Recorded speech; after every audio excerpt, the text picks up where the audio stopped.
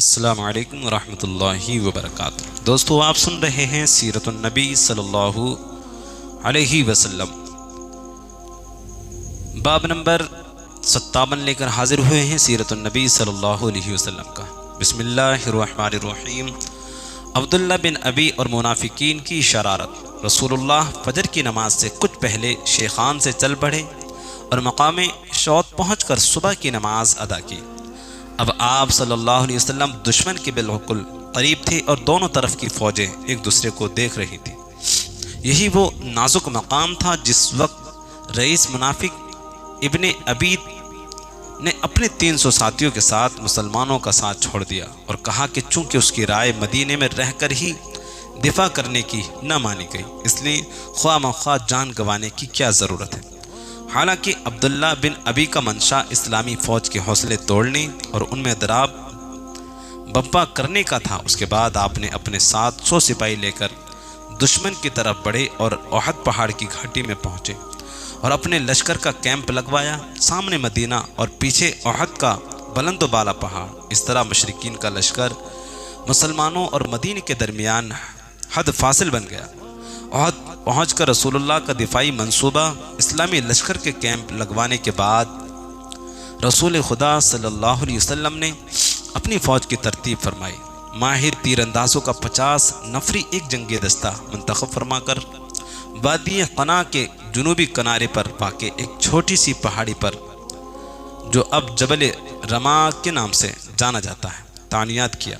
یہ پہاڑی اسلامی کیمپ سے تقریباً 150 میٹر جنوب و مشرق میں واقع تھی۔ اس پہاڑی کے پیچھے سے دشمن کے پہنچ جانے کا خطرہ تھا، اس لیے آپ نے تیر اندازوں کے کمانڈر حضرت عبداللہ بن جبیر بن نعمان انصاری رضی اللہ عنہ کو مخاطب کرتے ہوئے فرمایا، شہ سواروں کو تیر مار کر ہم سے دور رکھو، وہ پیچھے سے ہم پر چڑھ نہ آئیں، ہم جیتیں یا ہاریں تم اپنی جگہ رہنا، تمہاری طرف سے ہم پر حملہ نہ ہونے پائے۔ اس کے بعد آپ نے تیر اندازوں کو مخاطب کرتے ہوئے فرمایا، ہماری پشت کی حفاظت کرنا، اگر دیکھو کہ ہم پر حملے کیے جا رہے تو ہماری مدد کو نہ آنا، اور اگر دیکھو کہ ہم مال غنیمت سمیٹ رہے ہیں تو ہمارے ساتھ تم شریک نہ ہونا، اور اگر دیکھو کہ ہمیں شہید کر دیا گیا ہے اور ہماری لاش کو گدھ اور کوے نوچ نوچ کر کھا رہے ہیں، تب بھی خبردار خبردار تم اپنی جگہ سے نہ ہلنا جب تک کہ میں بلاوا نہ بھیجوں۔ اس کے بعد میمنہ پر حضرت منظر بن عمر رضی اللہ عنہ کو، میسرہ پر زبیر بن عوام رضی اللہ عنہ کو تعینات کیا اور صف کے اگلے حصے میں ممتاز بہادر مسلمانوں کو رکھا، جن میں ایک ایک کو ہزاروں کے برابر مانا جاتا تھا۔ باریک حکمت پر مبنی آپ کی اس دفاعی منصوبہ بندی سے آپ کی فوجی قیادت کی عبقریت کا پتہ چلتا ہے اور ثابت ہوتا ہے کہ کوئی بھی کمانڈر چاہے کتنا بھی باصلاحیت ہو، آپ سے زیادہ باریک اور باحکمت منصوبہ تیار نہیں کر سکتا، کیونکہ آپ صلی اللہ علیہ وسلم میدان میں دشمن کے بعد میں پہنچے اور اپنے کیمپ کے لیے ایسی جگہ کا چناؤ کیا جو جنگی نقطۂ نظر سے بہت اہم مقام تھے۔ آپ نے احد پہاڑ کی بلندیوں کی اونٹ لے کر اپنی پشت اور دایاں بازو محفوظ فرمایا اور بائیں بازو سے جو خطرہ تھا اس پر 50 تیر اندازوں کو منتخب کیا اور دشمن کو اپنے کیمپ کے لیے ایک ایسا نشیبی مقام قبول کرنے پر مجبور کیا کہ اگر فتح بھی ان کی ہوتی ہے تو کوئی خاص فائدہ نہ اٹھا سکیں، اور شکست ہوتی ہے تو مسلمانوں کی گرفت سے بچ نہ سکیں۔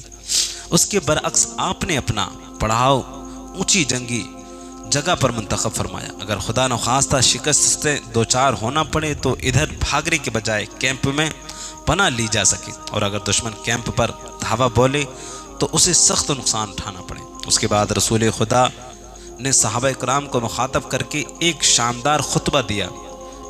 جملہ یہ ارشاد فرمایا کہ صبر اور ثابت قدمی سے ہی فتح یابی حاصل کی جا سکتی، لہذا جب دشمن سے ٹکراؤ تو ثابت قدمی اور صبر و تحمل سے کام لو، اور جب تک میں نہ حکم دوں تب تک جنگ شروع نہ کرنا۔ آپ نے نیچے اوپر 2 زر ہیں پہنی ہیں، سر پر لوہے کی بنی ٹوپی پہنی جس کی کڑیاں چہرے پر لٹک رہی تھیں۔ رسول اللہ کی اسلامی فوجوں کی یہ ترتیب 7 شوال 3 بروز سنیچر کے صبح کو ہوئی تھی۔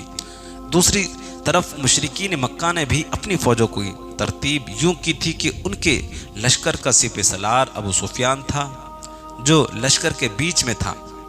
میمونہ پر خالد بن ولید اور میسرہ پر اکرمہ بن ابی جہل تھا۔ پیدل فوج کے کمانڈری صفان بن امیہ کر رہا تھا اور جھنڈا بنو عبد الدار کے ہاتھ میں۔